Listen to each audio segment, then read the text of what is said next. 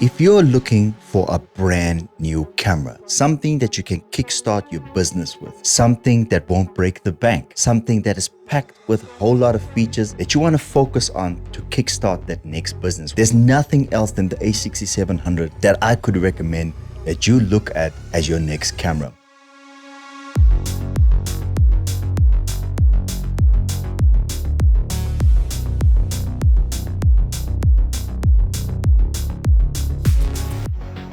In fact, some of the features in the A6700 aren't even featured in something like the A7S III, which is still priced at around $3,500. A lot of the A6700 features come from the A7R5. Some of it is in the A1. Some of it is in the ZV-E1, and you're getting it for a fraction of the price. So today, I'm not going to break down every single feature of the A6700. I am going to talk about some of the stuff that I think is really cool, that's really neat, that any business owner that want to start a small to medium enterprise business today and basically hit the ground running with a camera system that will get you to that next level. And so we're going to talk about those things right now. So the first feature that I want to talk about is the autofocus feature. Now we know that Sony has some of the best autofocus systems on the planet. Compare that to any other camera system out there and you'll find that the autofocus system on any Sony camera is next level. I think that the A6700 takes that even further. With some of its eye autofocus features that you get with the AI engine, you've got a ton of different selections and options to choose from that no matter what subject you're filming, you will always have that in focus. And I think with the new AI engine, it just takes it to the next level. One of the features that I love when I'm shooting photos with the A6700 is the focus area tracking feature when you're taking photos. Basically, the camera locks focus on your subject. No matter where they move in the frame, it will continuously focus on them while you're taking photos. That is a priceless feature in any camera, and you're getting that in the A6700. So I can't talk about the A6700 and not talk about its build quality. This APS-C crop censored body is tiny and small, but it comes with a big battery grip. And that means that the grip is not only sturdy, but it comes with a bigger and larger battery, which means that you have a lot more shooting time with the A6700. So one thing that is very welcome with this new camera is that it has a front adjusting dial. This was not seen in the previous A6600, A6400, A6500. Those cameras didn't have a front adjustable dial. This is now in the brand new A6700. You also have a rear dial that is customizable that you can change to whichever feature you want to assign to it. So it's an assignable rear dial. Usually what I do is I set my aperture with the front and my shutter speed at the back. I've always set up my cameras that way, so it was just second nature to do that with the A6700. But I am really happy that this camera has that feature. And the A6700 is slightly bigger than the A6600, for instance, but it is still very compact. In fact, in comparison, I can say that it's the exact same size or a little bit smaller than the A7C II, which is still welcome because you have a nice little compact camera that you can carry with you that's not heavy, something that you can move around with most of the time.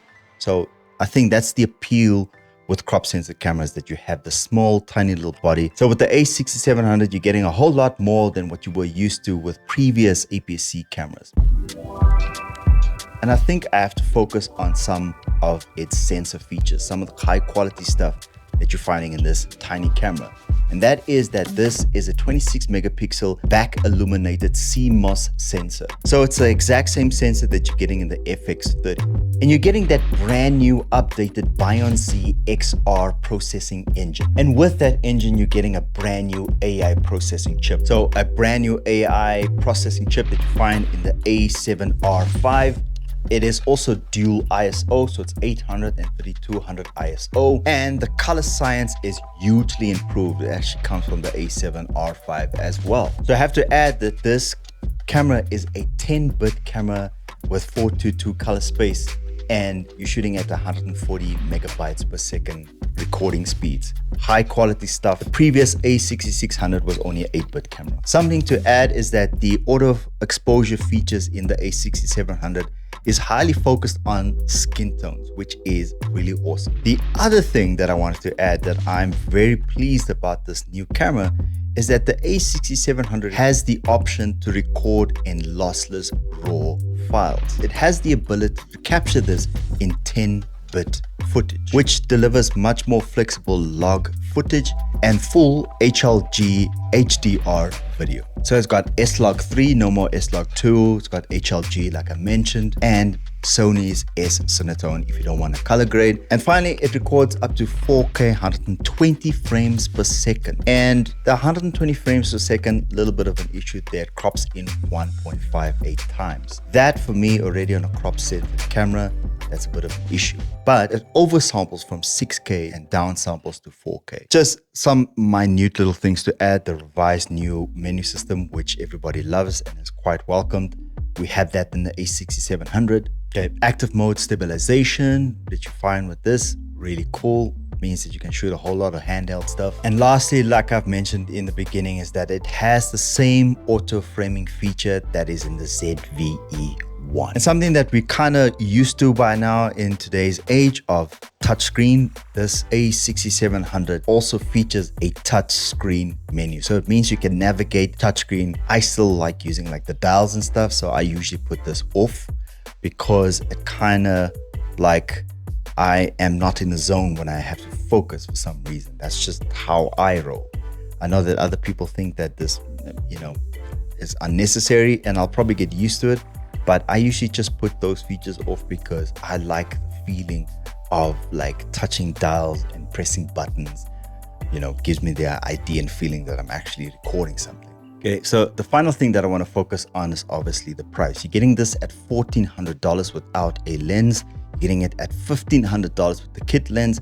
And I think that is perfect because you're getting all of these features, all of these high-end features packed in this particular camera. This I won't recommend to beginners. I kind of want to stipulate that this is more for your small to medium enterprise business owners, people, photographers, videographers. They want to, like, you know, have a bit of an advantage but want something that is high quality at a good price. For a beginner, I would recommend the ZVE10.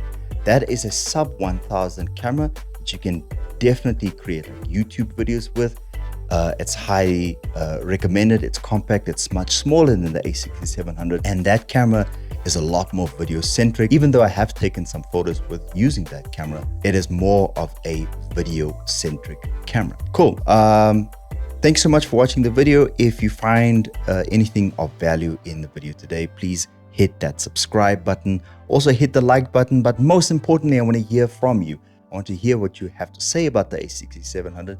Maybe there's something that I missed. Maybe there is something that I didn't cover, something that you feel is of value. I am more than willing to review any of those things. Just go through some of the stuff that you guys have to say and do it in a future video. So if I did miss something, please let me know. But also just like you want to say hi to me. Check out the links in the description down below to support the channel.